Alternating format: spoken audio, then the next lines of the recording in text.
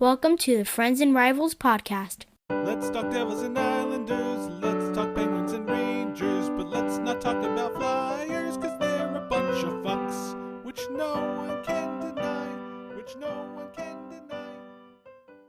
Come on, guys, wake up. It's episode 131 of the Friends and Rivals podcast, coming at you live and hot.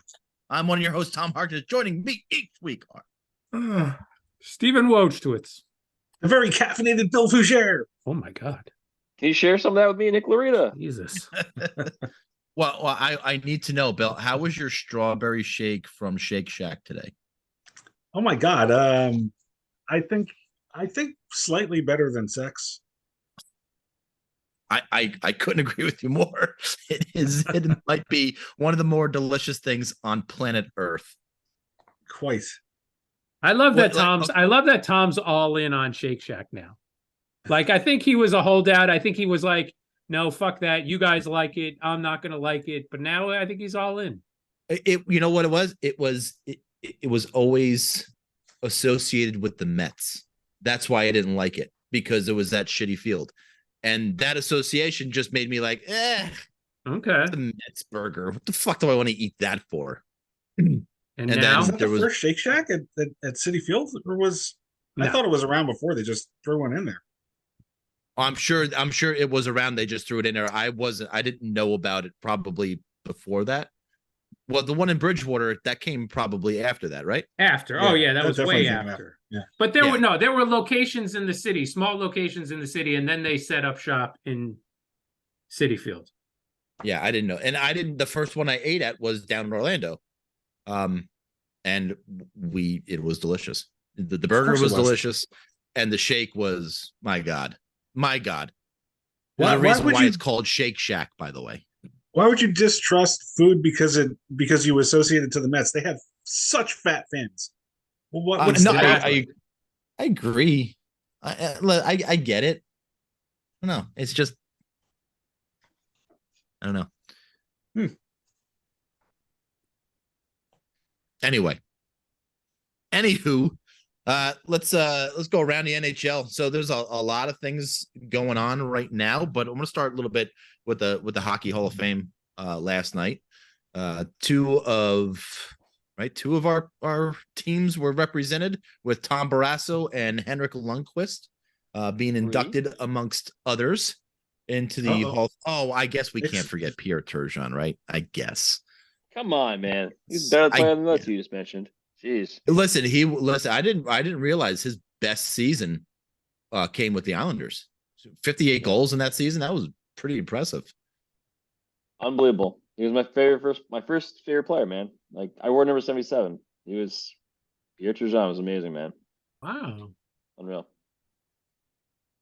Did you wore 77 for the Condor? Or you didn't wear 77 for the Condor? No, I started wearing 33 when in high school, because he knew he would never live up to Pierre Turgeon. So he had to try to aspire to be Ziggy Palffy. Is that I'll it? be half. I'll be less than half. In lacrosse, our numbers only went like to 50 or something. So, whatever it was, it didn't go up to 100. So I was like, oh well, I had a choice, and I just grabbed 33 because that was a cool number, and then it stuck. So interesting. All right. I was number 70 in lacrosse because I needed a Husky size jersey, and the higher the number, the larger the size jerseys were. Yeah, I was number 1,812. And it still fit like a Jared Briskin jersey. Oh, that's mean. That's mean. Too soon. But did anybody watch the ceremony last night? I feel like that's something you only watch if one of your players is in it. So I did not watch it. Well, listen, it was Nick's favorite player growing up, and he didn't even watch it. why? I didn't even know it was on, to be honest. Why would I even know? Great marketing. Even if I did, I probably would watch maybe a few minutes of the speech and then turn. I don't really enjoy those things. And it was a long time ago. It's like, a real long time ago. We're talking 2023. It was last night. No, but Pierre's last season was like, I don't think he played in the 2000s. I could be wrong, but I think he I think he finished in the Well, 90s. he played with the Avalanche and the Stars were the last two teams he played with, and I think it was probably right around the turn of the century. Oh, I'm wrong. It was 06, 07. Jesus, he played that Really? long. Holy shit! Yeah, yeah. He hung That's around, the didn't he? crazy. Yeah, I guess I didn't realize because he played in St. Louis and Dallas and Colorado. Yeah, those are West Coast teams. I didn't even know they even existed for quite some time. Honestly, we watched only East Coast teams. ESPN never showed them. So I Right. didn't Mike realize he Vernon played that hasn't long. played for a long time, Jesus and Christ. Tom Barrasso hasn't played for a very long time either. Right. So, Yeah. so I agree with all of that. But the ceremony itself, it like you said, I mean, Turgeon's speech, half of it was in French. I couldn't fucking stand it. I guess he was saying the same thing in English and in French. Whatever. Yeah, I guess. Mike Vernon has zero public speaking skills at all. And I mean, Lundqvist, he held his own. But Lanny McDonald, oh man, I mean, he's in charge of the Hockey Hall of Fame, that whole thing. But he's another guy who should not be allowed to talk in front of people. They should hire somebody else, or maybe get Mike Gartner to do the talking duties in front of people, because Lanny McDonald is just getting old. And it's good. He's an older guy. He's got a lot of good stories, but oof. Maybe that's part of the reason why those things are so unbearable. They just don't, there's no personality. No, and look, the builder category with Ken Hitchcock and Pierre Lacroix, and his son did the speech. That was pretty good. But they don't even give any time to like the announcers that were inducted. They gave them this little like 3-minute video for the announcers, but the builders category and the players category obviously were the best. Now, Hockey Hall of Fame, this is not an NHL Hall of Fame. Correct. So we get women's hockey. Correct. And I wasn't really sure of who that chick was, the Olette girl from Canada. She's one of their best players ever. Yes. I know now. Okay. Yeah. But yeah, I thought that was very interesting. So let me ask you a question then. When the Olympics come around, you don't watch the women's at all? I do, but it's like I think the last one was in China or wherever the hell it was. So it was really difficult even to watch the men's. So I didn't pay as much attention to the women's game. But is there another Hall of Fame that operates the way this does? I mean, because Cooperstown is Major League Baseball Hall of Fame. Canton is the NFL Hall of Fame, not just football or baseball. Well, is it the Baseball Hall of Fame? Or is it the Major League Baseball Hall of Fame that's in Cooperstown? I mean, it's just baseball. I don't think baseball. I don't think Baseball any like Negro League players are specifically inducted. I think only the ones who then played in the majors. I could be wrong about that. I thought there was a whole section for them. There is. Right, but I'm saying they don't segregate. But that's not right. I didn't mean it that way. But in terms of players inducted. Holy crap. Way to go. But none of them, and whatever the Basketball Hall of Fame is, do they have a women's section? I mean, is hockey the only one that really inducts women into their Hall of Fame? And I'm not trying to be sexist or be an asshole. I'm just asking the question. Well, Cooperstown had like a section on the women's league. The Peaches are there. Yeah, they did during the war, right? And during the war, the there's a League section of Their Own and all that stuff. Yeah, and that's documented there, and they had like a whole section. But again, no players inducted. I don't remember. I don't think so. Honestly, the Cooperstown. When I remember, everyone's it's like there's a whole area where it's just like all the heads are there. I think it's the faces. I think it's busts. faces. The busts. Yeah. It's just like all the busts are there. And those are the people that are really inducted, I guess. If there was a women's section, would they still call it busts? No, nothing. Crickets. Right? Yeah. There is a woman inducted who did play in the Women's Baseball League.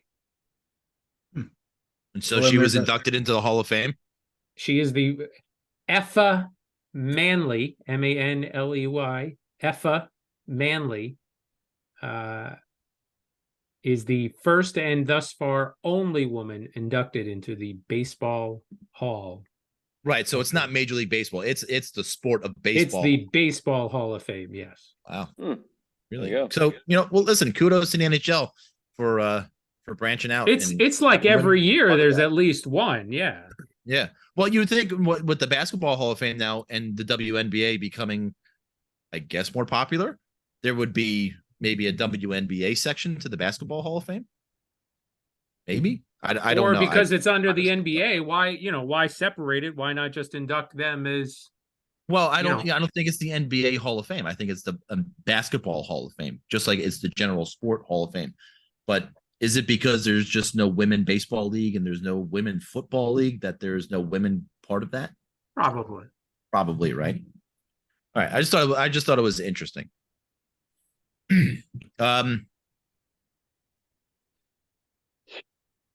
Still no Patrick Elias. Still no Patrick Elias. I'm not even going to pretend that he's going to get in. Why even pretend? With Turgeon in, he was the last 500 goal scorer not to be in the Hall of Fame, right? Who is now the guy who should be in but is not? Who is that guy? Because I'm assuming it was Turgeon, and we did this probably back in the early episodes. We did the Friends and Rivals podcast for sure. Well, before they announced all the people, we did go through this our season. There was a so I don't remember doing that. Nick. Ironically enough, the NHL Network put out a Twix today that was the most notable people that aren't in the Hall of Fame. Ooh, you have the list? I do. Fire. Pavel Datsyuk. Yeah. Kovalchuk. Well, Kovalchuk is not on the ballot until beginning of next season. And I believe the same thing. It was the same thing with Datsyuk, because I have to imagine if Datsyuk was on the ballot, he would be fucking in. He'd be in, man. I take this back. I take it back. Now that I'm looking at the image a little bit more closely, it's people are going to be eligible for the first time next year. Yeah. Sorry. Yes. Okay, good. But all right, so still, let's compare Patrick Elias against these players. Well, name the players that they have on the list first, and then we'll do that. Datsyuk, Kovalchuk, Marlowe, Rene, Miller, and Shea Weber. Miller, what Miller? Ryan Miller. Ryan Miller. I hated Ryan Miller. 391 wins, Vezina Trophy winner.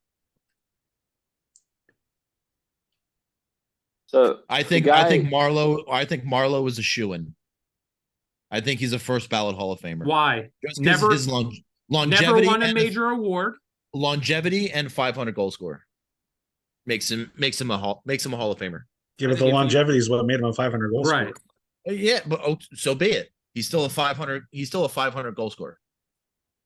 So and then Kovalchuk's got to get in because he's got 443 and didn't play a lot of, the final years of his career. He could have hit 500 easy. Kovalchuk's going to need the awards, I think. I don't know. Because I don't know how he left when he left the NHL to go play in the KHL. I didn't know how much bad blood there still is between him and the NHL. So that could be another knock against Kovalchuk. He was without question a phenomenal and a player every time he stepped on the ice. And I think that's just it too. Like, if you were going to go play Kovalchuk, you said, "Oh shit, we're gonna go. We got to go have a game plan for Kovalchuk." You never had that with Patrick Marleau. I mean, Marleau was a nice player and lasted forever, but he was is never Mike Vernon a Hall of Famer? Bill, is Mike Vernon a Hall of Famer? I mean, I don't happen to think so, but I don't either. Look, he's good player. Was a good guy, I'm sure. He was funny, short guy, hilarious, Brian. But I don't think he's a Hall of Famer. Do you? To me, no. No, absolutely not. I mean, Barrasso is, listen, after thinking about it and seeing all the awards that Barrasso won early in his career and the 2 cups, yeah, he's probably a Hall of Famer. Coming directly out of high school into the NHL, winning the Calder and the Vezina. I think he is. So nor even here. Yeesh. does Ilya Kovalchuk get in before Alexander McGillney? Oof. Well, I would think yes, because McGillney's been on the ballot and hasn't gotten in. So why all of a sudden is he going to get in over a guy who's just making his first appearance on the ballot? I mean, but there's Kovalchuk only he's not even 900 points. I mean, if you look at his longevity, his career, that tail end of his career, he did do a lot, right? He was all front ended, but McGillney, he didn't hit 500 goals, but he had almost 200 points more. Granted, different time frame, right? In the all the early 90s, goals were still up, Right. Points were still up until 95, 96, 97. They had started to finally drop, and obviously Kovalchuk started playing in the 2001, 2001. And the dead, at the tail end of the dead puck era. Yeah. Right. Because it changed in 06, 07. Right? After That's the like lockout, the lockout really, then picked back up. I mean, he had 50 goals he had 50 goals in 05, 06 and 50 goals again in 07, 08. And he had 40 goals almost every year for quite a bit of time. So I guess it's just like perspective, I guess. But McGillney seemingly has been, rejected for quite some time. Drafted. So, I get let's see what Datsuk's got. Well, when you put Elias up against like Datsuk or Marlowe or those guys, yeah, I think Elias's stats hold up more than McGillney's. They're all right there.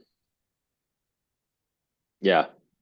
Like the thing with Datsuk, he had about 900 points, 300 goals. Not a big goal scorer in grand scheme of his career, but he had 600 assists.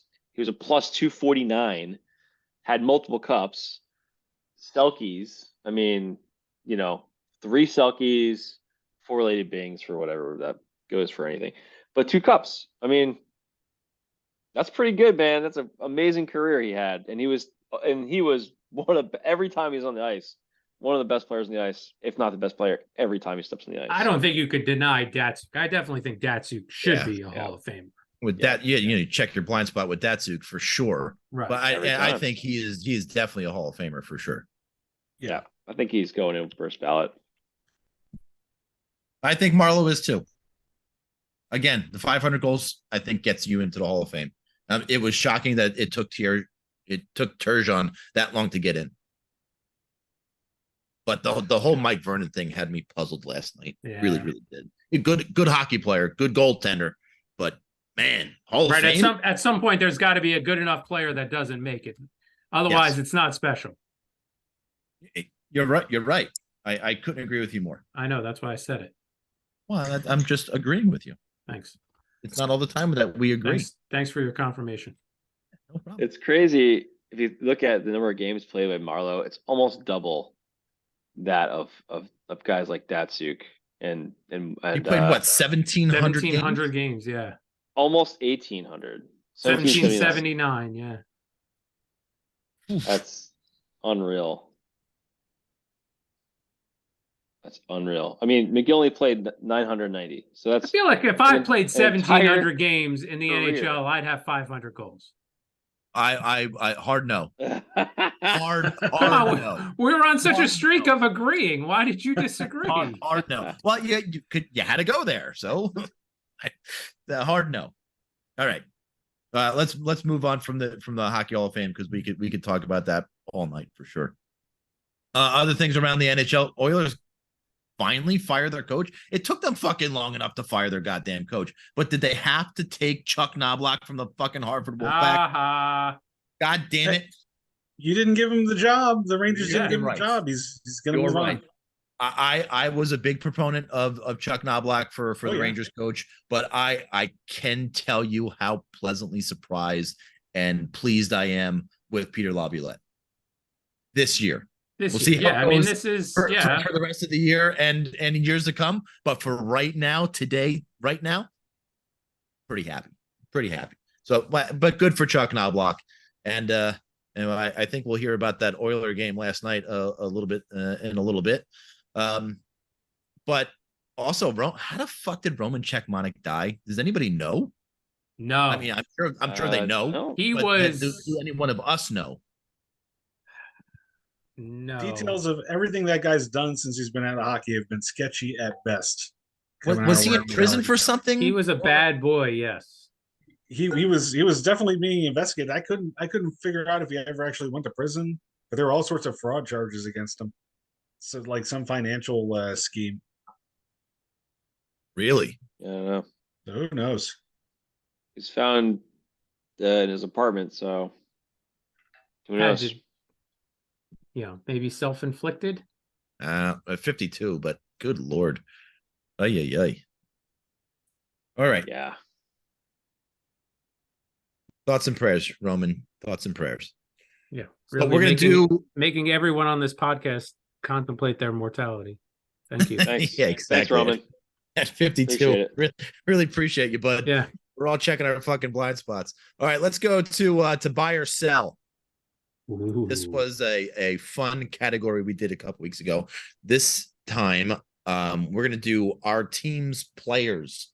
Buy or sell. Yeah. That's good for this episode. Not sure moving forward because Nick needs a coach one. So we're definitely going to do more of these. People have expectations for your jingles, Bill. So yes, they do. And maybe, just maybe, if we are all lucky, you might all hear a new jingle. let me just say this. That's foreshadowing, though. I don't want to get any further into that one. Let me just say this. I know a special little boy who might have told me that one day coming out of the shower, he sang to himself, "Real men drink pink." Aw. Was that me? No. I do that all the time. No, special little boy. Oh, good job, Boner. All right, so let's start with the cold guys. In no particular order, these are just how I wrote them down. We're gonna start with Ricard Raquel. 13 games played, no goals, 3 assists, 3 points. He's getting, how much is he getting paid, Bill? It's in the mid 4s or 5. Over 6 million. Yeah. It's over 6. Oh, it's even Over worse. 6, yeah. Jesus Christ. All right. So are you buying or selling this cold start from Ricard Raquel? Okay, so now I need to know the ground rules. If I'm buying the cold start, does that mean that you think he's going to continue to be he's cold throughout the entire season? If you're selling it, yeah, I'm selling on that. He's not going to be that bad. He's actually performing on. He's out of line with Malkin and Smith, who are playing pretty well. They're scoring. So he's contributing to that. Playing with those guys. Holy shit! He's contributing, and he's been a little bit snake bit. There's no question about it. But he's not gonna be this all season. No, he'll be fine. Steve, I would agree with Bill. And it's going to be the same thing when my guy is up. There's just you don't forget how to play hockey just because you switch teams. You don't forget. He's got to get adjusted. He's got to get used to his new players, his new line mates. What new line mates? Right? Was he on Malkin's line last year? I'm sure he played with Malkin at some point during the course of last year. He kind of bounced back. Him and Russ both kind of bounced back around, like playing with Malkin or playing with Crosby. I mean, and Riley Smith, I'm sure, is not throwing a monkey wrench in that whole fucking program. But I do agree that Raquel playing with those guys, he's gonna snap out of this, and the production will come, especially for him. Nick, what are you thinking? I think he forgot how to play hockey for a year. Good, Listen, fuck him. Jeff Skinner forgot how to play as soon as he got paid. He was like, I don't know, my hands work anymore. This might be a situation where you just can't. You got the yips, maybe. Who knows? That's a really good call, dude. It took him 3 or 4 years to figure out how to play hockey again. It was bad.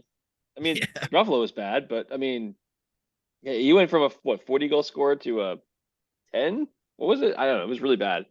whatever Jeff Skinner's. I like this contract again. That contract makes me laugh every time I see it. Yeah, no doubt. All right, let's move Tom, on and let's. Are you wait? Are you buying or selling? Oh, I said I was selling. Yeah, Tom said. Yeah, Tom said he was selling. Yeah, I thought he's going to bounce out. I think he's going to bounce out of this. Let's go to Anders Lee. Nick, 13 1 goal, 1 assist for Anders Lee in 13 games. What the don't even fucking remind me. You buying or selling this cold start from Anders Lee? I mean, well, how do I put this? I'm pretty sure that's the case. I'm buying it, I guess. It's a shitty. This is what we're expecting, right? Is that how you think this is going to continue all year? I don't see this getting better. I mean, I'm thinking after watching the Isles play, man, this last couple weeks, it's not looking good, not looking pretty. We're looking bad, and Anders is not skating particularly great. He played well in the Oilers game. The shuffle and lines thing, I think really screws things up because they keep putting it. Then they put him on the third line with Pajot and Wallstrom, and they were getting some chances and everything. But man, I don't know. He's not built for the new NHL, man, and he's not getting faster. He can get up to speed. That's not the problem. But he's a big guy. He's not very agile. He's not able to deal with a lot of the speed other players do. And his biggest thing is getting in front of the net and tip the pucks in. That's where he's great. And that's a skill that is a niche skill. If that's your best skill, that is reason why you got 40 goals in a year. I don't think that's good enough to make $7 million a year and be a captain. But here we are. This is this is our reality.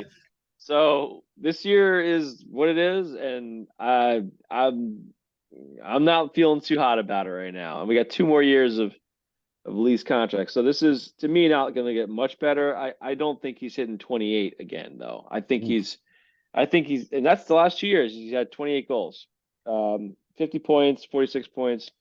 It's going to be tough to get there, man. Like we're 14 games in. He's got 2 points, and he's not playing with Barzal right now.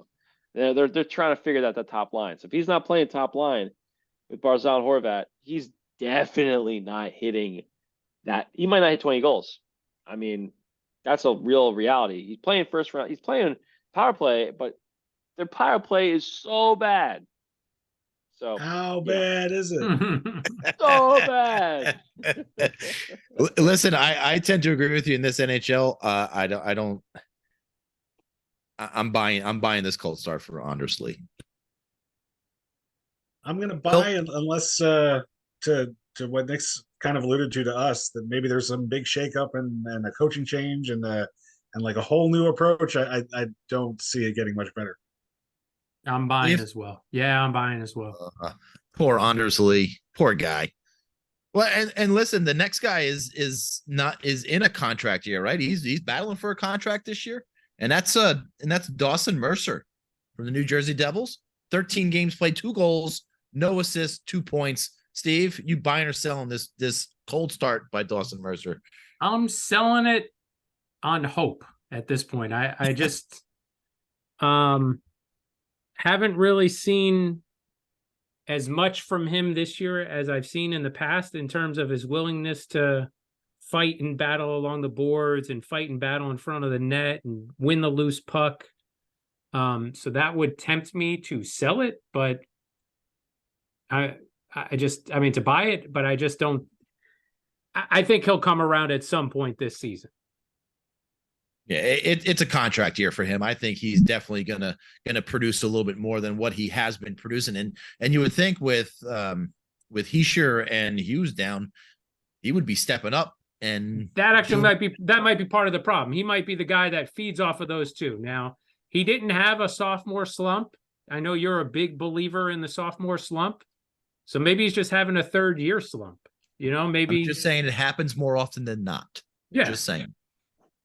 So I'm selling this as well. I think Mercer's gonna come around contract year. He's definitely gonna step it up this year for sure. Nick, what are you thinking? I think he'll get back on the track. I mean, he's not like a guy that's scoring a ton of points, but the Devils. Is Jack back yet? He's not. No. Is he? Yeah, I feel like when things get back on track, I think the goals will come from multiple lines. I just don't. I think when he's out, it becomes a lot harder for them, and I get the feeling like a guy like Mercer is gonna feel it more than others. Like it's just one of those things that feels like with when your top line's not producing, it has a big impact across the board to me. Yeah. And yeah. Bill? So I'm yeah. Yeah, I think I'm selling it. I think he's on a good young team. They're gonna get Jack back, and things are gonna kind of trickle down, and everybody's gonna start performing. I think he's a guy that's gonna benefit from a healthy and firing on all cylinders Devils lineup. Lastly, we have Capo Caco from the Raiders. 14 games, a goal and an assist, 2 points. And look, he was lighting it up in the preseason. Well, listen, lighting it up is a relative term for him, but he looked very good in the preseason. And you know what? Lafreniere didn't. And it looks like there are complete 180s of each other. And Kako is just not having that good of a start. And I don't look, Zibanejad's not having that great of a start either. On that line, the only player on that line who's having a decent start is Chris Kreider. That's because of a lot of power play points and power play goals. But I have to think that, I mean, you're so bad that fucking they want Blake Wheeler on the top line instead of Capo Caco. I mean, that's how bad it is for Caco right now, that fucking Blake Wheeler is in there instead of you. And I think he's maybe putting a little too much pressure on himself. I think going down to the third line may be the jump that he needs, but you know what? It hasn't sprung him yet in the 2 games that he's been down there. And I just hope better things are coming. Maybe this break is exactly what that line needed to get back on track. And we'll see him practice this week if they get reunited. But I have to think that he's gonna break out of this and at least produce a little bit more than what he has been. I am selling. Billy. I am having a little trouble with Kako, to tell you the truth, trying to figure out where he's going to go with it. Talented guy, but he's never really sustained anything great, any great level of scoring. And I don't know, maybe him and Lafreniere share like a particular amount of productivity between the two of them. And when one goes down, the other one goes up. And maybe and sometimes they're both mediocre. I don't know. I'm going to say, I'm going to buy it. I'm going to buy the slow start. I don't know that being on the third line is gonna get him going. He's I'm gonna buy it. Oof, Nick. I'm buying it. I feel like we talked about Kako for too long, man, and this isn't like his 3rd year, isn't it? It's like his 5th year? Kako? Fourth year? I knew it was close. I think we know who he is at this point. I don't think he's. I think it's getting that point where he's the guy. I like Lafreniere. I think I know you talk a lot of shit about him, Tom. I don't talk a lot of shit him. Okay. We just don't know who he is. We're starting hopefully right now to see who the fuck he is, but I was just stating facts and that I didn't know who or what he was. And I think we're starting to find out who he is. I think so. Again, like Steve said, on hope. Well, I think he's the real deal, or going to be a real deal player. He may not be like what you thought, maybe, but he's getting there. I think Kako it's also starting. You have to start lessening the expectations of what his ceiling will be. But I don't think I don't know. He's to me. I think he's kind of that guy that's just like, all right, he's not the guy. Okay, I'm selling this. I don't think he's going to be this way the whole season. I think, he averages less than half a point a game for his career, right? He's 250 games, 100 points. So he's not a big point producer as it is. I think 2 hot weeks and he's right back on pace for his career average. I like what you're thinking. All right, that's going to do it for the cold guy. Let's go to the hot guys. And maybe we'll go in a little different order this time. We'll start with a Devil, and we'll start with Jesper Bratt. 13 games played, 7 goals, 12 assists, 19 points. Hot start, Steve. You buying or selling his hot start? Listen, I wanted to put Hughes in there, but he's hurt right now, and I just didn't think that was fair to Bratt. And it's interesting. I would buy on Hughes, but I'm selling on Bratt because I don't think Bratt is. I don't think Bratt is an 80, 90 point player. I think Bratt is a 70 point player. For that his expectations that he should be expected to be like a 70 point player. So hotter start than what he will be the rest of the year. Huh. Nick, what are you thinking? I mean, I'm buying it. He's playing fucking great, man. I mean, I don't know. 70, 80, 90, it's all point per game. That's around the where he's kind of playing at, and he's playing above that right now. So, I mean, that's fucking great. I think he's only going to get better when Hughes is back, honestly. I truly believe when like that kind of team is going to score more goals, and he's going to be a benefit. Everyone's going to benefit from that. Yeah. So I think it's a good thing to have him score right now. That's fucking good. He scored tonight. So that would be a fucking added relief.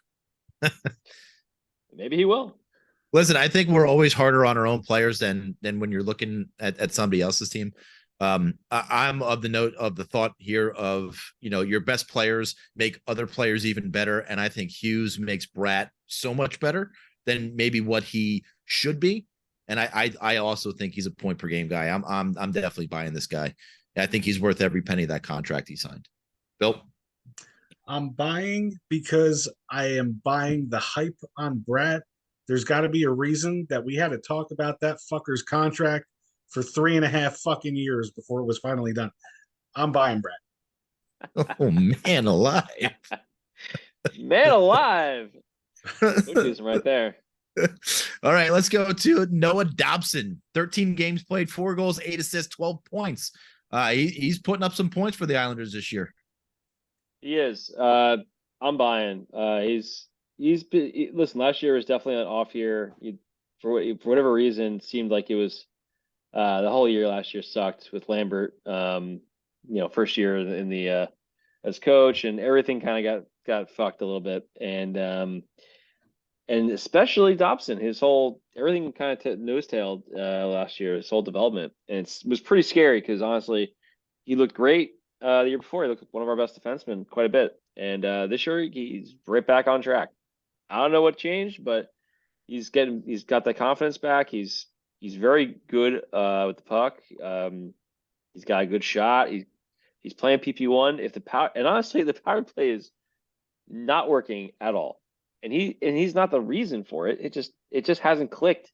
They get the puck in. They've been trying to shoot more, but it's I don't know what it is with the fucking power play. But if it's not working and he's doing this well, it can only get better. The Isles have been scoring nothing, and he's going to get more assists because he's on the ice so much.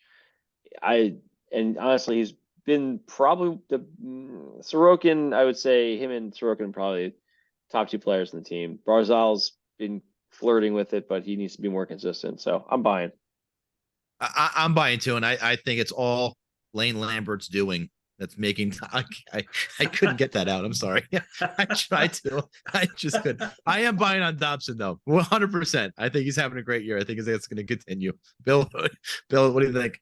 I'm buying because kind of what Nick was saying. Like the Islanders' power play has to get better than it's been. It can't really get worse, and he's going to be the guy out there, and he's going to pick up even more points when that power play starts to improve a little bit. And sometimes if you got a team like struggling offensively, like how Erik Karlsson was with the Sharks last season. I'm not comparing Dobson to Karlsson, but like when you're the guy, when you are the guy on defense, and everything's going to go through you, and you're the one producing. You're getting points, man. Yeah, you're going to get your points. Dave? Yeah, I'm buying on Dobson. I remember, his draft year. I remember thinking he was going to be a good, solid NHL player. So I'm buying on that. We're going to Artemi Panarin next.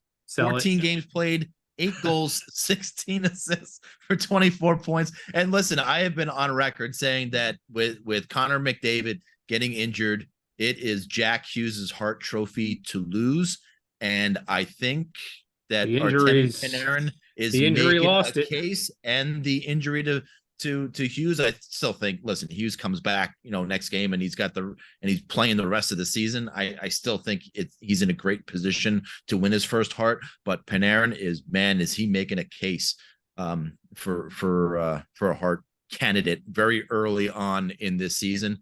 I'm buying Artemi Panarin. I think he's back to maybe that 1920, not 1920 the year, but 2019 to 2020. Artemi Panarin in that first year with the Rangers, where he just he was a superstar, and he's back to the superstar level, and he's making other players around him better. Look at Lafreniere, look at Trocheck, look at Hedl, look at all the guys he's playing with. He's making them all better, and it's all because of Panarin. You are sadly mistaken. This is a sell all the way, and I feel like he should be traded as quick as possible. They should trade him. Wow. Before Saturday, they should trade him. Before Saturday. I think as quick as possible. He shouldn't play another game for the team. They don't want him to get injured. Sit him until he's traded. Oh man, he's just awesome. He's not a big guy, right? He's not a big guy. He's just always in the right fucking spot. Listen, last year he wasn't always in the right spot last year. This year there's something different about when him. When he's going good, he's always in the right spot. Yeah, I'll buy that. Nick, Artemi Panarin. I mean, he's playing fantastic. I feel like he's going to cool off, but I don't think it's going to matter. He's going to be well above a point per game player this year. If 100 points is not off the table at this point, he's playing really, really well. Rangers are clicking. I don't think the Hart Trophy's there. I mean, he'd have to really continue to push, because listen, the boys in the Edmonton are eventually going to heat back up, and then they're going to be pushing really hard. I think if he's going to win it, he's going to have to play this way the whole year, though. It's a tough thing. There's a lot of guys out there playing really well this year, and he's going to have to do it. But I think I'm buying. I think he's going to have a hot start. I just don't know if it's going to. It's going to be interesting if he can get to that area of the 110 point range. I think he can hit, but that's going to be that's a lot of games left to play. I'm selling, and I'm not selling. I'm not saying that he's not going to have a great season, but I'm selling the MVP level play. He's a streaky. Right here for you, I'm leaving that right here. Leave that right there. Why do you give me the finger? That's just you're just asking my opinion. He's going to be an all-star, and I think he's off on his way to a great season. But what I am selling is that he's one of the most dominant. The most dominant forward maybe in the league. I don't think he's going to be in that argument by the end of the year. Mark this episode 131 at about 45 minutes in. Sorry, there's your tight 45. God damn it. That's okay, because we started 30 minutes late. Yeah, I know. All right, let's let's go to the last guy on the list. Probably the most intriguing guy on this list. I'm very, very interested to hear what everybody's thoughts here. But Billy, it's Evgeny Malkin. 13 games, 8-8 for 16. I mean, you buying or selling Evgeny Malkin? I'm buying, which I don't know might be a surprise to you guys, because I've been the surprise is not the right word. It's shock. But the reason why I'm buying, look, Malkin giveth and Malkin taketh away. If you watched the game today against Columbus, you saw him fuck up some shit that almost fucked up the game. But at the same time, I mean, you've always had that, and at the same time, like his chemistry with Riley Smith has been really great, and something that's kind of a new wrinkle that I haven't seen him play this well in another wing for a while. And then also the fact that he's going to be playing on the ice a lot with Erik Karlsson, because Letang's always been the guy who kind of tags along with Crosby out there defensively, and Malkin's never had this level defenseman to play with. With the amount of minutes that he's going to play with him now, not on the power play. I think those things. I think it's the guys around him that have improved that are going to keep him going. I don't, not maybe necessarily to a 100-point pace, but that I think he's going to have offensively a substantially better season than we've seen in the last couple of years. Steve? I'm selling Malkin. He's played great so far, but he hasn't been injured yet. He gets injured every year. It hasn't happened yet. When it happens, we'll see a downturn in his play. I everything Steve said, it's like he reached in and took the words directly out of my mouth. Everything that I was about to say, Steve said. I agree. Sell him. Nick? Yeah, this is not sustainable. He's not going to keep this going. We know Malkin. I don't see him keep his pace for the whole season. He's gonna start to slow down quick. So I'm selling. I agree. That was another fun round of buying and selling. All right, let's go. On episode 131 at 47 minutes in. I can't wait until the end of the season. I'm all alone. I'm on Malkin Island over here. I can't wait to replay that segment for you at the end of the season and make you eat your fucking words.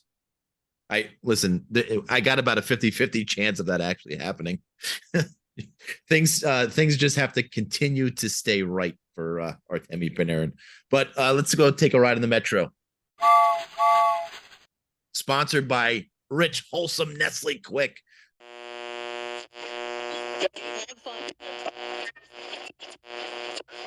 Hello, boys and girls. Do you hate the taste of regular milk and need energy? Try Nestle Quick. One sip and you can feel the energy in your muscles. Nestle Quick, now available in chocolate and strawberry. They say the real men drink pink. Then I'm a real man for sure. But if you like the brown, I still love you for who you are. Because it's time for acceptance of everyone, all preference. We're all quick on the inside anyway. Nestle Quick, it does the trick. And we are going to start this week with the Icelanders. Yeah, you goddamn right you are. Jesus.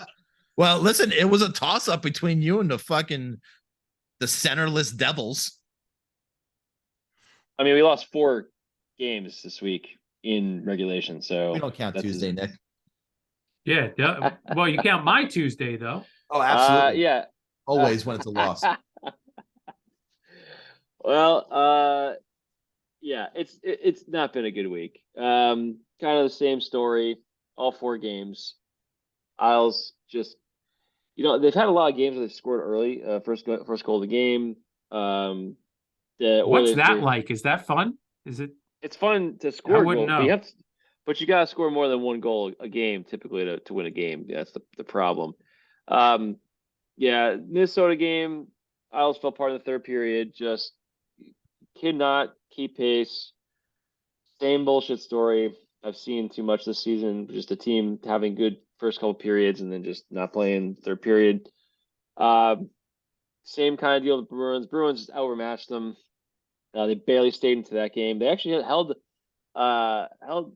none of a lead, but they tied it back up early in the third period and then immediately lost it. Like, I hate when that happens, when you tie the game, you're all excited, and then in like 30 seconds later the other team scores. You're like, how the fuck did you guys let that happen?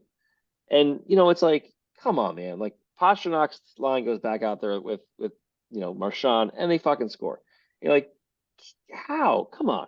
Just kills me. But that was basically that in that scenario though, it was a shorthanded goal that was scored and then a power play goal back on Boston. So it wasn't exactly a 5-on-5 scenario, but nevertheless, it was very frustrating. You can't do anything about it. They got overmatched against the Boston Capitals. I thought they'd rebound against. Capitals not been great this year. Apparently the Isles are even worse than fucking Capitals. So that was great. Lost 4-1. You can't score a goal. You can't win, man. You got to get more than 1 goal. It's another game we just didn't play well, in my opinion. But Ovechkin got 2 goals in this game, so we're contributing to the Ovi push. So there you go. At least we got something out of that game. And then last night's game against the Oilers, Jesus. Yeah, this was a game that really was frustrating. I mean, we got the fire Lambert chant against the Capitals game at home. But here we did not get that because we were in Edmonton, and that was a whole nother story. Barzy had a great first shift. Looked like we were gonna have a great game. Immediate Horvat and Barzal making some nice plays, and Barzal rips a shot.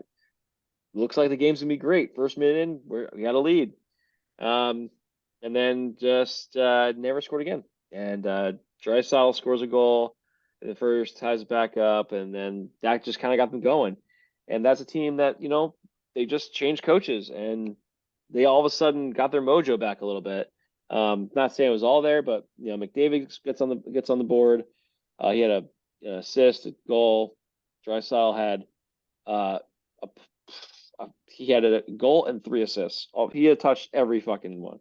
So it was kind of frustrating because you just know it's what's happening. It's like basically like you just see the trajectory of the season where it's going. And I don't see this getting any better. Lambert is outmatched all over the place. The power play has not been fixed. It got better in the beginning of the season, but it's just not going anywhere. And they're just making bad mistakes. The power play goal in the third period that broke the tie, that was off a bad penalty. And then a second penalty happened right after.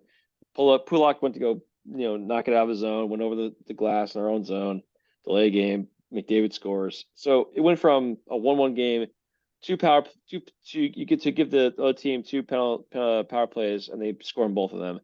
And in the span of basically 2 minutes, we went from a 1-1 game to 3-1, and you're basically fucked. And it sucked, man. This is not a team they should have lost to.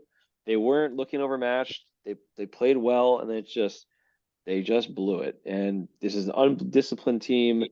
Lambert sucks, and fire him into the fucking sun, man. I'm getting frustrated watching them play and just waste Sorokin and every effort he puts into it, because that guy makes great saves, but you can't be the guy making all the plays.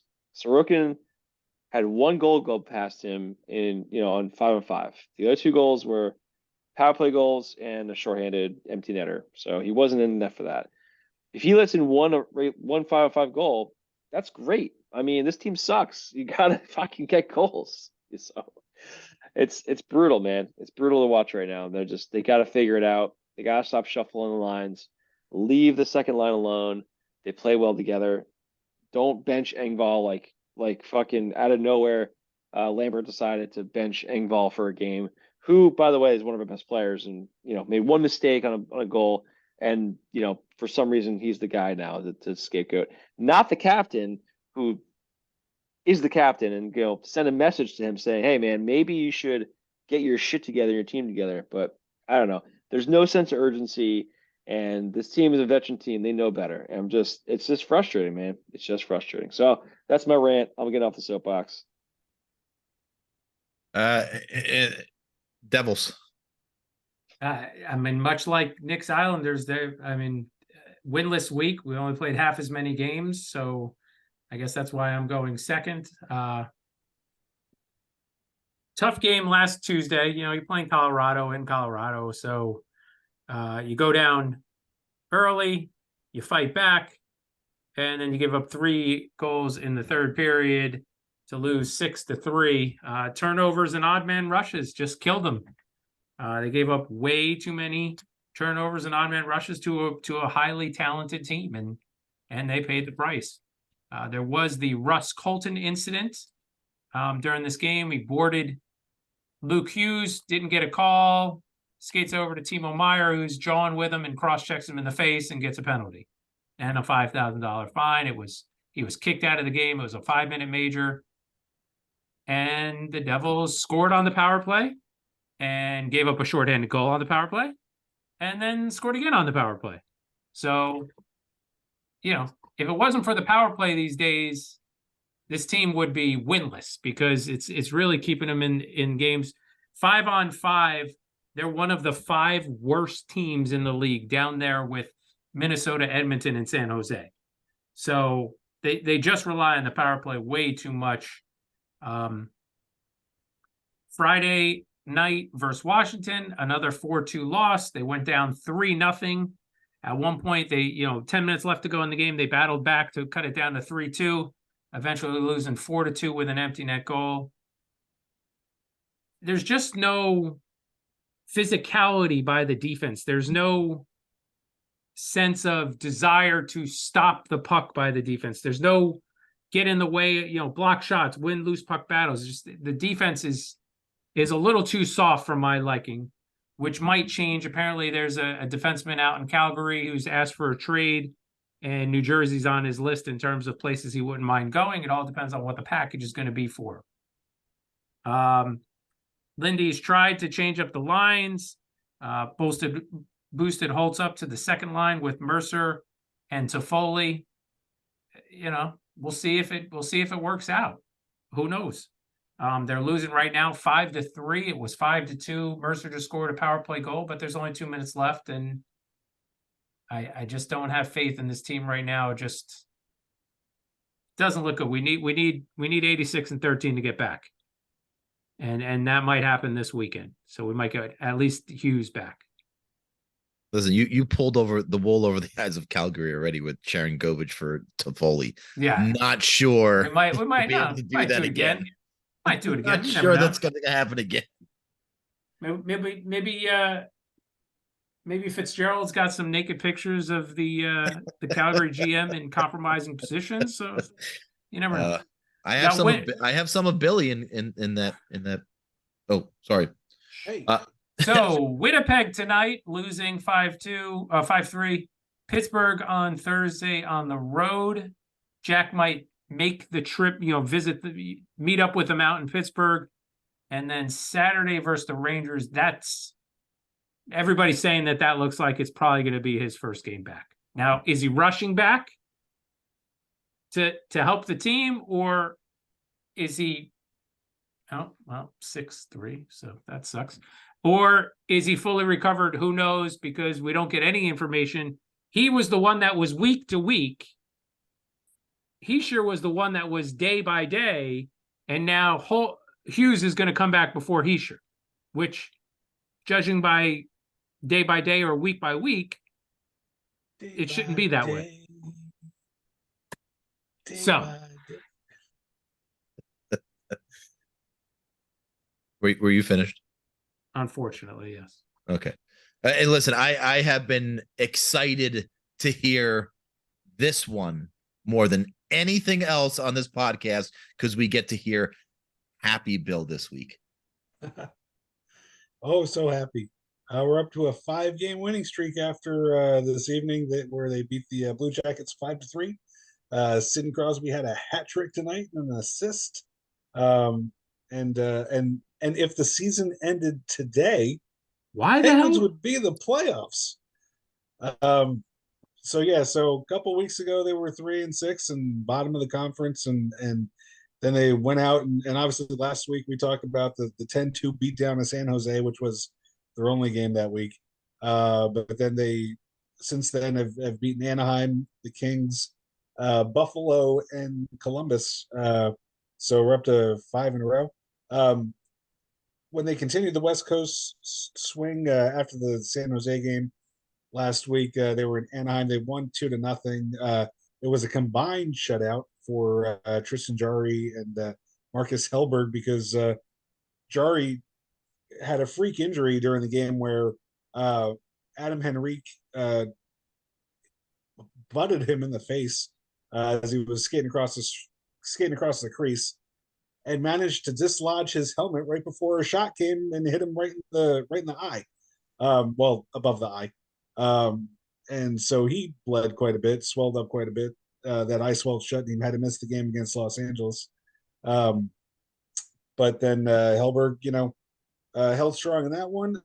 Brian Rust scored an overtime goal against the Kings, and the Penguins won that one 4-3. Rust had to score the overtime goal twice because he was like 8 feet offside the first time. It was so obvious, and the refs did not blow the whistle.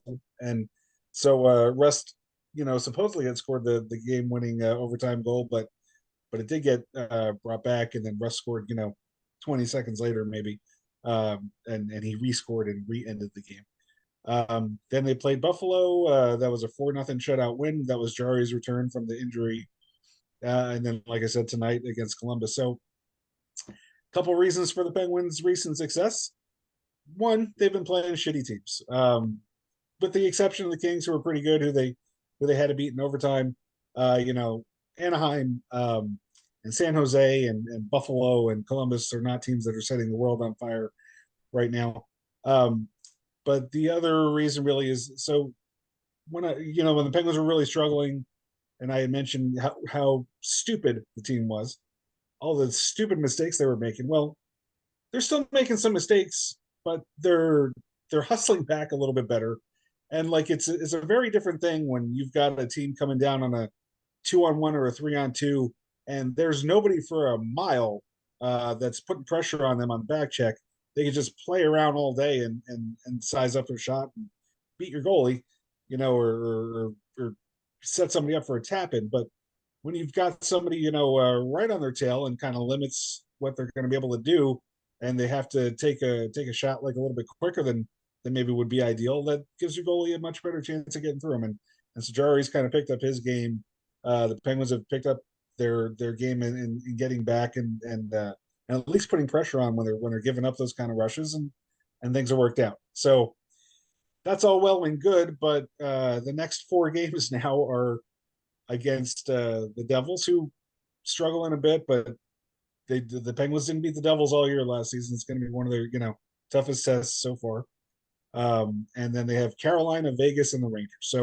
So the days of the easy stretch is over. I don't think we'll come back another week and a half and go, oh, they're on a 9-game winning streak. No, things are going to get a little more competitive now. So we'll see if they're still, if the season ends on those days, if they're still in a playoff spot. So, but definitely much better outlook than there was a couple of weeks ago. And the Rangers this week had a couple of games. On Thursday night, a 4-1 win over Minnesota, a 1-1 game heading into the third period after a first period goal from Vincent Trocheck. Goals in the third period by Alexis Lafreniere, Blake Wheeler, and which was his first as a New York Ranger, and an empty netter by Artemi Panarin sealed the win. Louis Domingue got the start. A little spicy pork and broccoli, or spicy beef and broccoli rather, after Quick came out of the Detroit game with an upper body injury, which kind of took a lot of people by surprise, but it was short-lived. He did play the next game that was in Columbus. But listen, Domingue was really good in the game. He was so good he got the second star of the game. And it was very well deserved. And look, this was a week for Alexis Lafreniere. And maybe we're and like I alluded to earlier, maybe we're starting to see who Alexis Lafreniere actually is. Maybe he's a goal scorer, and maybe he's a playmaker. But right now, it looks like he's a goal scorer this week, because on Sunday against the Columbus Blue Jackets and local hero Johnny Hockey, Jonathan Quick got the start in net. The score was tied after a Kreider even strength goal, oddly enough. The second period goal from Alexis Lafreniere made it 2-1 Rangers, and then 2 quick goals by the Jackets within 19 seconds gave them a 3-2 lead, which they held until later in the third period. But before we got there, another disallowed goal for Will Cooley, who's been a little snake bitten with these disallowed goals. This is the second one of the season, but this one was looked at nauseum by the refs and by the people in Toronto. And I got to tell you, I'm of the opinion now that the only consistent thing to come out of the NHL officiating and the replay is that they are so inconsistent that that's what you have to expect. you can't expect a goal where you see the puck in the net that crossed the line, which was obvious, to be called a goal, because that's not the way the NHL and the replay works. And that they've come up with some reason why that goal wasn't disallowed. Maybe the ref was in the act of thinking about blowing his whistle before he actually blew his whistle. Who the fuck knows?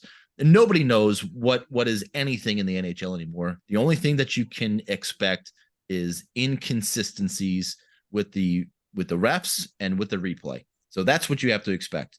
And it's just like with not watching the Giants play on Sunday. I am such a happier person by not watching the Giants play football on Sunday, that if I have this mindset with the referees, I'm just going to be a lot happier of a person to set my expectations properly. But it was a disallowed goal by Will Cooley late in the second period. And listen, credit to the Blue Jackets, more importantly, Elvis Merzlikins, who had a stellar game, and he played really, really well. In 11 seconds left in the third period, Alexei Lafreniere ties the game at 3. The game goes to a shootout, and Lafreniere, on the third shot of the shootout, wins it for the Rangers, 1-0, and that caps another undefeated week for the Rangers, who are now 11-2-1 on this young season. Artemi Panarin ties a franchise record for continuous or consecutive games with a point to start a season at 14 to tie the late great Raj Gilbert. Alexei Lafreniere now has 7 goals on the season. He didn't score his 7th goal until February 6th last season. Let me say that again. February 6th in Calgary, which was the Rangers' 46th game. He is on pace currently for 44 goals this year. That would silence a lot of his critics, including me. Listen, and here's some more hard-hitting, action-packed insight from Tom. You ready for this? When your team wins hockey games, they are a lot of fun to watch.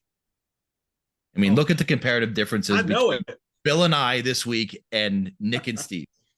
No games this week. They do have a date looming with the New Jersey Devils on Saturday. That is certainly a date that has been circled on everybody's calendar since the start of the season, which could see not only the return of Jack Hughes, but it could also see the return of Igor Shesterkin for missing some time. Heedle still not skating, and Fox still on LTIR. And again, with Heedle, with the concussions, they need to take their time with him.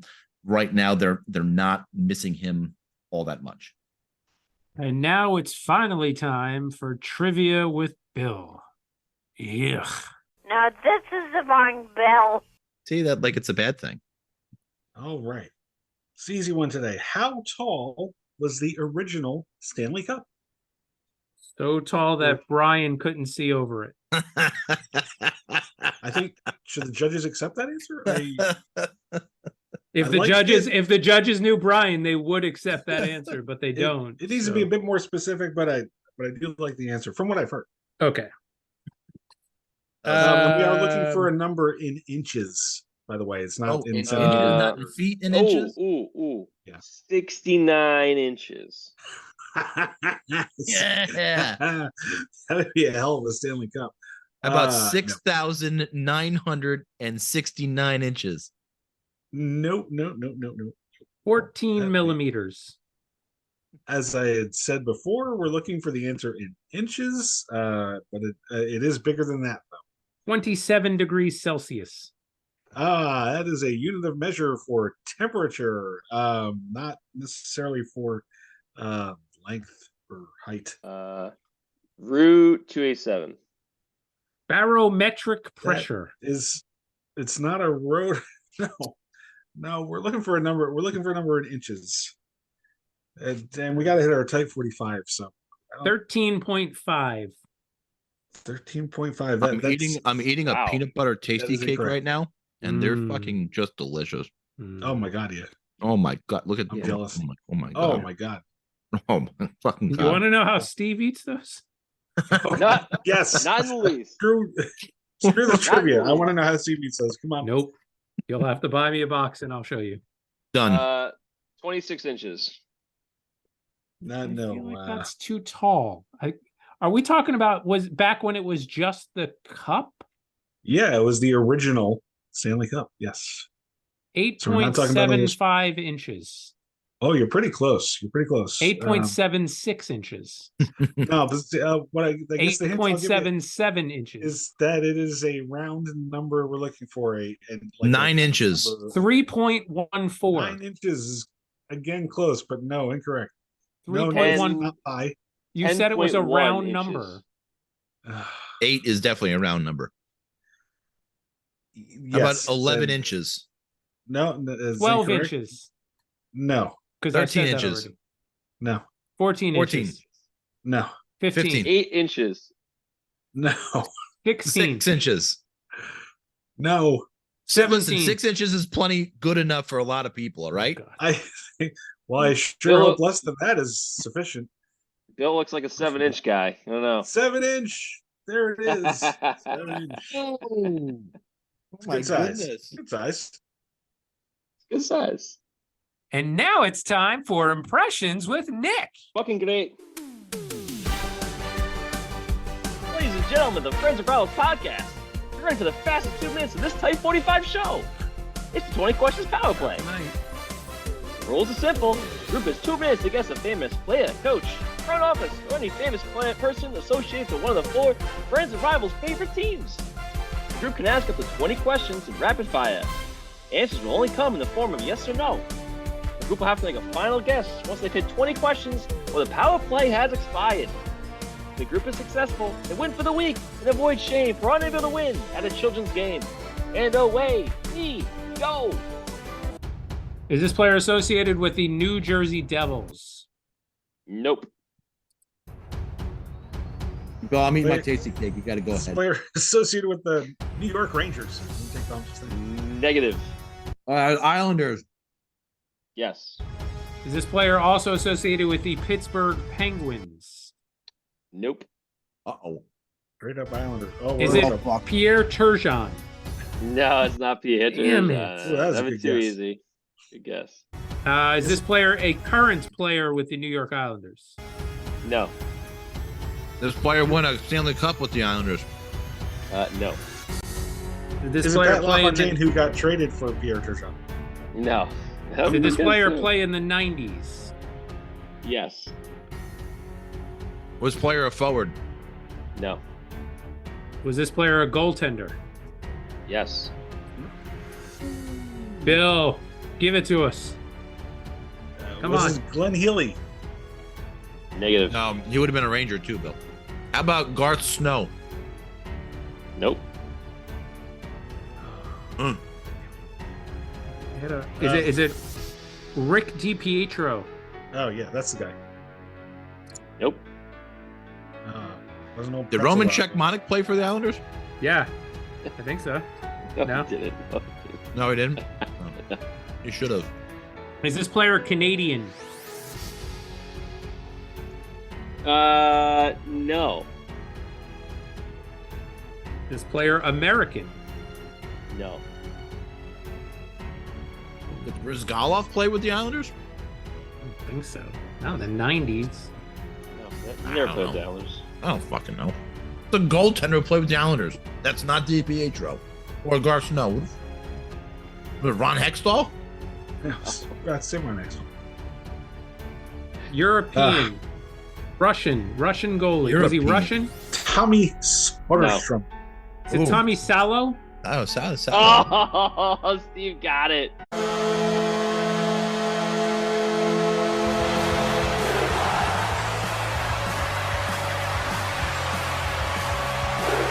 No! Oh, 2 seconds left on the clock, baby. Ooh. Bill hit Soderstrom. I was like, oh no, he's a Tommy. Damn it. I thought I'd get you. Yes. Son of a bitch. Swedish, right? Swedish? Swedish.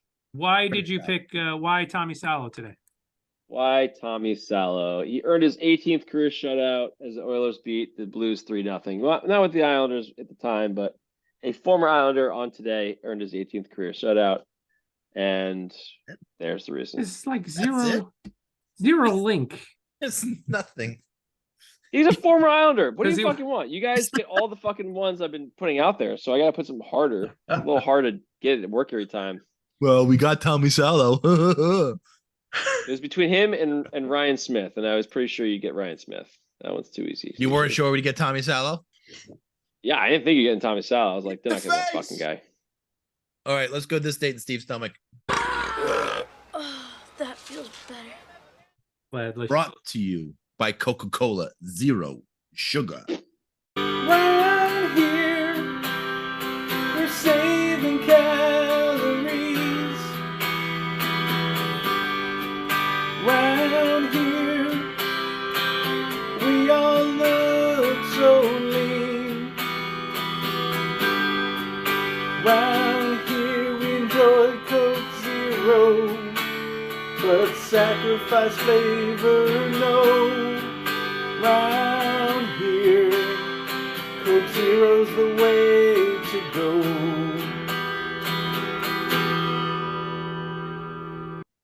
Please go. This one's going to take us the year of our Lord 2011. Please go to May 18th, 518-2011. Going in the Wayback Machine for this one. There was a Condors game that night Ooh. that we won Obviously. 9-4. Ooh. 9-4. What else would we have done? Condors for life. Breakfast Condors for life. on that game day was just apple juice. What? Just Huh. apple Not like juice. a fucking Snickers bar Nope. with a Coke Zero with a side of Just apple juice. I'm not drinking year was Coke this? Zero yet. 2011. 2011. You were 4 years old in 2011? Dinner was mac Wait, and no, cheese no lunch? and a PB&J with a can of Coca-Cola Classic. Ooh.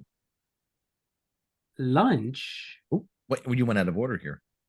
was Ooh. Oh, oh. a pumpernickel bagel. No way. Oh, man. Unreal. Ooh, Unreal. a treat for you.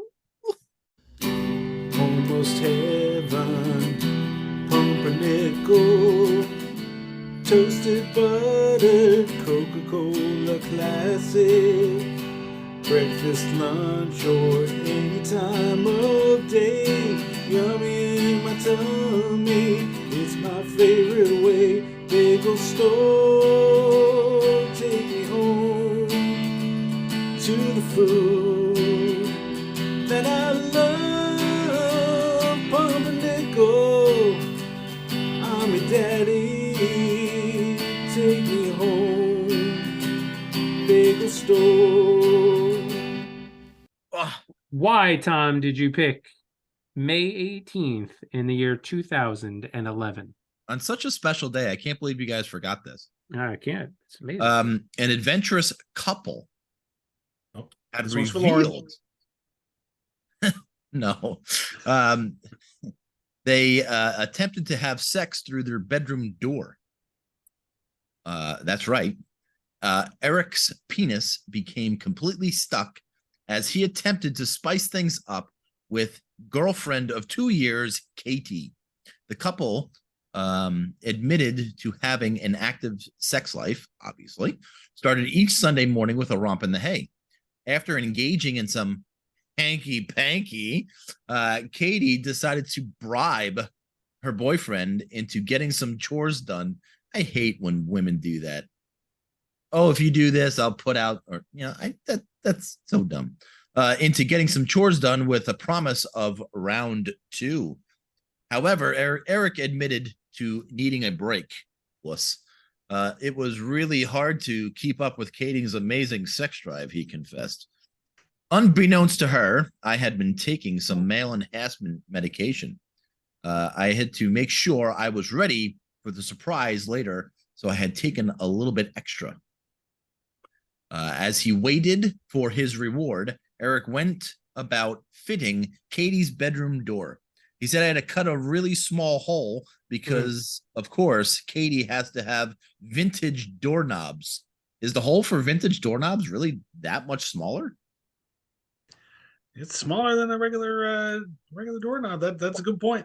Obviously, I know now. People had small hands back then, so smaller Is doorknobs. that what it was? Yeah. Just a fucking room full of Brians with tiny hands and little legs. As I was looking at the new doorknob hole, I had an amazing idea. No, of course you didn't. You did. Eric proceeded to poke his now erect penis through the hole in the door, much to Katie's delight. I was surprised by how turned on I was, she said. I was playing with him through the door hole, and I got so excited that I just said we should have sex right now through the door.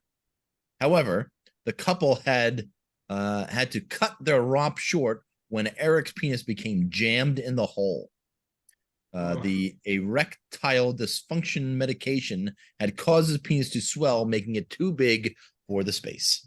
The penis was stuck in the door hole, and I've never been in more excruciating pain in my entire adult life. I was incredibly shocked at how large my penis had grown. Really? And just by swelling. And I knew I had taken way too much of the supplement. He said, when I saw my boyfriend's penis turn purple, I was thinking he might just lose his penis. After trying to free his member with the help of butter, olive oil, shampoo, and lotion, Katie was forced to call the paramedics. The paramedics didn't want to risk cutting him out completely and potentially cutting off his penis. So instead, they cut away sections of the door so Eric could make it to the ER where they could safely remove it. Imagine getting pulled into the ER and you have part of the door wrapped around your dong. Good God in heaven. Well, that's what happened May 18th of 2011. Tom's a creep. Tom is a weirdo. Where does he come up with this shit? It's so disgusting. Can't believe you guys forgot that. Sorry. Yep, he came. right in the hospital, right when they were trying to take it out. Right when they got when it cut right off, it all just came everywhere. shooting out. The reliefs was just so much. Good on Katie though. Everybody needs a Katie in their life. I would agree. Listen, do you think she gets excited when she sees a glory hole in the bathroom now? Any hole anywhere, she's going crazy. Ooh, really? I'm sure. Ooh. All right. Ooh. We have bored you long enough.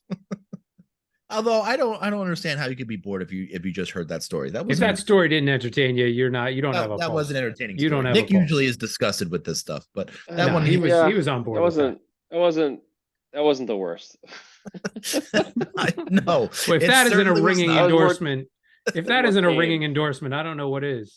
No, it's not the worst. I will be home. I will be home next week to record. I can't wait. You're kidding. I am letting not. You stay at home? Yes, they're going to allow me to stay at home for the entire week. All 3 days. Right, exactly. Yeah. Don't forget to go on the Twix at @friends_rivals and give us a little follow.